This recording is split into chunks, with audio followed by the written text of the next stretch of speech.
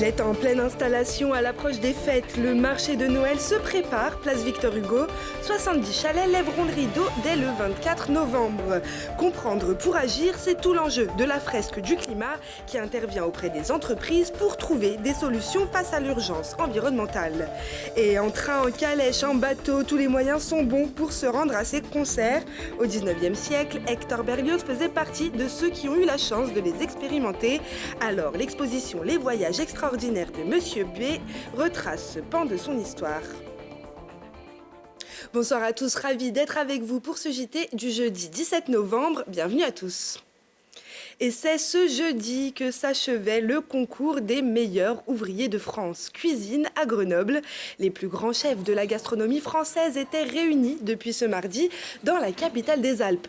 Alain Ducasse, Philippe Etchebest, Johan Comte ou encore Paul Perret. Voici quelques membres du jury de ce concours prestigieux auquel 30 candidats participaient. Les résultats sont annoncés ce jeudi soir. Un reportage complet dans les cuisines secrètes du concours des MOF sera retrouvé dans notre JT ce vendredi. Autre endroit où l'on pourra déguster des mets d'exception. Un mois tout pile avant le réveillon de Noël, le marché de Noël enchantera la place Victor Hugo à partir du 24 novembre. Mais pour tout préparer, les installations commencent déjà à être mises en place. Voici le reportage de Jade Lanier. Foie gras, sucreries, pain d'épices, c'est un des événements annuels et traditionnels de Grenoble.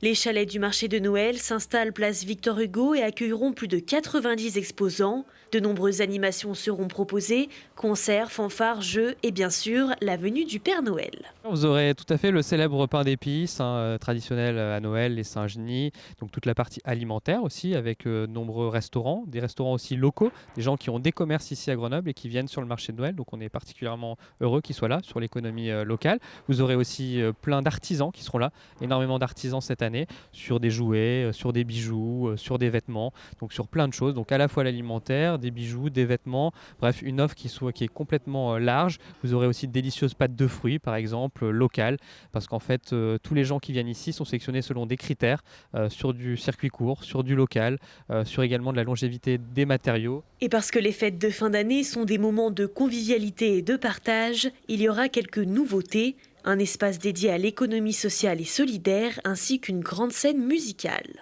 On est au centre de la place, donc derrière moi il y a normalement la fontaine de la place Victor Hugo qui est toujours dans des travaux de rénovation mais dont on va exploiter le bassin aujourd'hui pour faire un espace de rencontre.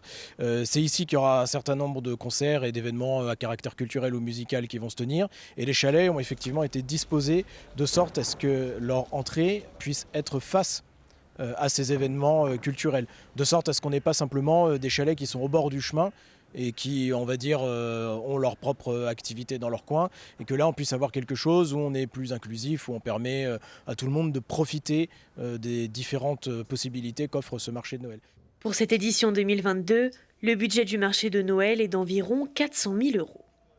Et plein d'autres surprises auront lieu durant le marché de Noël, avec notamment la venue du Père Noël en personne tous les mercredis et week-ends, ou encore des concerts dont celui des talents de The Voice Kids le samedi 17 décembre.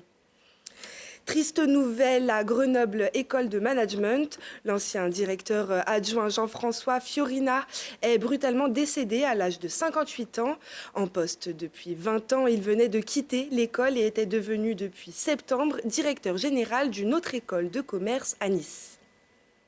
Face à l'urgence climatique, pour agir, il faut d'abord comprendre le problème et y trouver des solutions. Depuis 3 ans, la fresque du climat accompagne les citoyens pour comprendre le changement climatique. En voici un exemple dans une entreprise à Grenoble, Arthur Glory. Aujourd'hui, la trajectoire qu'on prend, c'est laquelle à votre avis? Elle est la rouge. Malheureusement, c'est la rouge.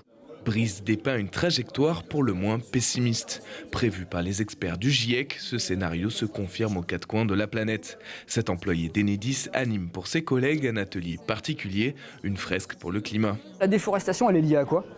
Qu'est-ce qui déforeste? C'est la hausse de la température qui déforeste? Non, c'est l'activité. C'est l'activité humaine, carrément, ouais. Créée en 2015 par le français Cédric Riggenbach, cette méthode permet d'approcher différemment les enjeux climatiques d'aujourd'hui. Alors, la fresque du climat, ça appartient à chaque groupe. En fait, c'est pas quelque chose de figé avec un seul schéma. En fait, chaque groupe va pouvoir constituer sa fresque. Il y a une partie créativité d'ailleurs. Globalement, on sait que le but, c'est vraiment de comprendre les causes et les conséquences. Donc, on va avoir des liens entre les éléments de cause et les éléments de conséquences. Enedis a déjà réalisé plus de 1500 ateliers de ce genre. 35% des salariés de l'entreprise dans la région Rhône-Alpes sont déjà sensibilisés, avec un seul objectif, incarner le service public du 21e siècle. On se doit de réagir et une des façons aussi de réagir, c'est la pédagogie et c'est de permettre à tout le monde d'avoir accès aux éléments qui permettent de comprendre la situation. Débattre, organiser et surtout prendre conscience. Les participants, à l'aide des 42 cartes de la fresque, sont emmenés à comprendre tous les rouages du réchauffement climatique. Après le déni, on commence à accepter un peu le truc et c'est ce qui pousse à l'action. Et après on réagit, c'est exactement ça. Je me suis quand même amusée parce que c'est sous une forme ludique et une certaine manière pour nous faire, après cet atelier, je pense, nous interpeller, nous faire prendre conscience. Ça part de nous à la base quand même et que ça se termine aussi par nous, c'est-à-dire que l'humain est acteur de tout. J'allais pas si loin dans mon raisonnement et c'est important qu'on y aille. Après l'atelier, tous remettent en question leurs habitudes. La fresque du climat fait passer un message simple. Nous pouvons tous agir à notre échelle pour l'environnement. Et jusqu'au 20 novembre, c'est la semaine de l'arbre en ville. Dans le cadre de Grenoble Capitale Verte Européenne 2022, la ville organise conférences, spectacles, projections et ateliers. Côté sport, vendredi à 19h30, le FCG recevra Angoulême au Stade des Alpes. Les Charentais, qui se positionnent à la 12e place du classement provisoire, sont repartis sur une belle lancée après avoir tenu tête à Agen, actuel 2e. Reste à savoir s'ils arriveront à faire aussi trembler les Rouges et Bleus, pour l'instant 3e. À la patinoire Pôle Sud, les Brûleurs de Loups recevront, eux, les Rapaces de Gap à 20h.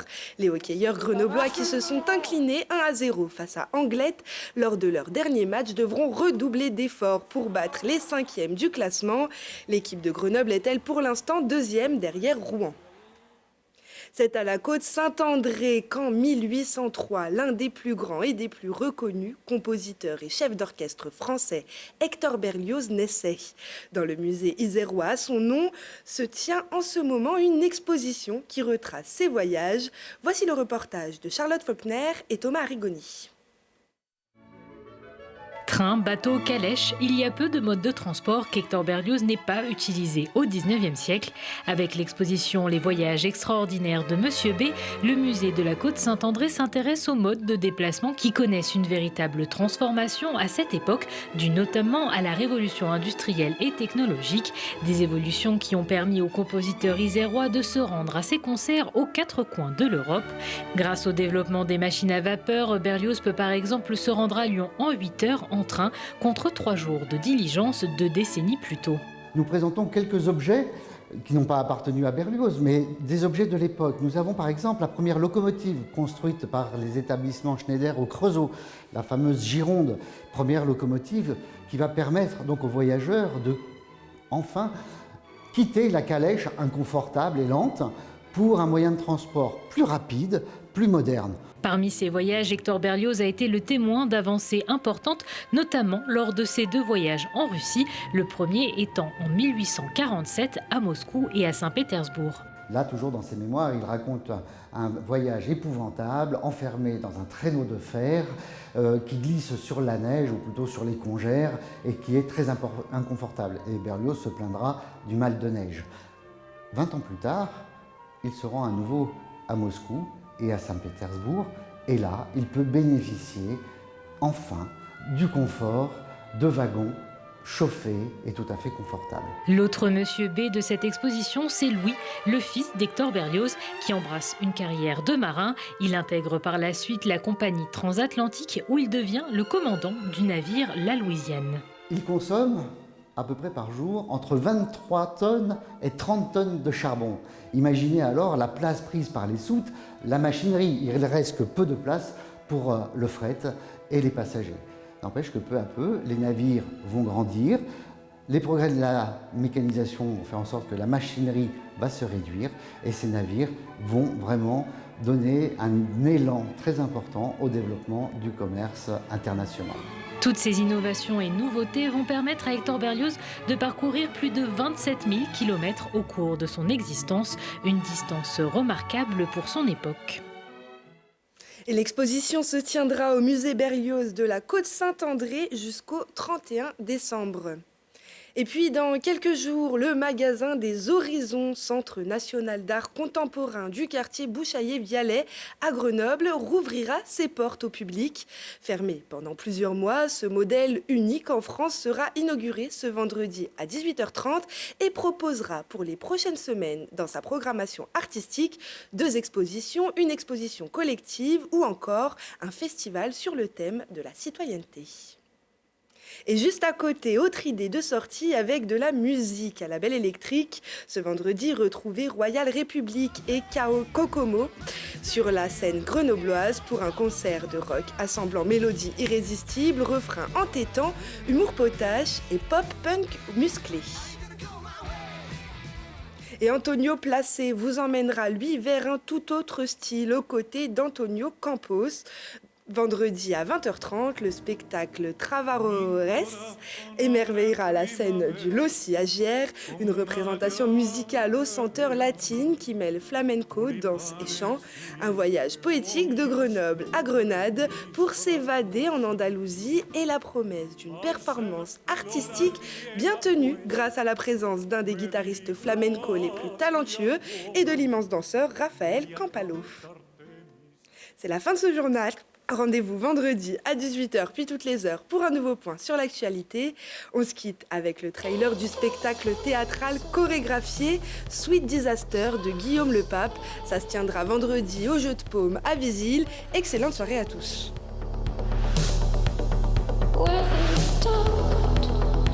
Ça t'est jamais arrivé de te réveiller un matin en ayant l'impression d'être allé trop loin, dans la mauvaise direction, de t'être trompé sur toute la ligne, de vouloir disparaître, de vouloir essayer de recommencer, avoir la possibilité de devenir un autre, oser aller trop loin, puisque ce serait toujours possible de se tromper et de recommencer encore.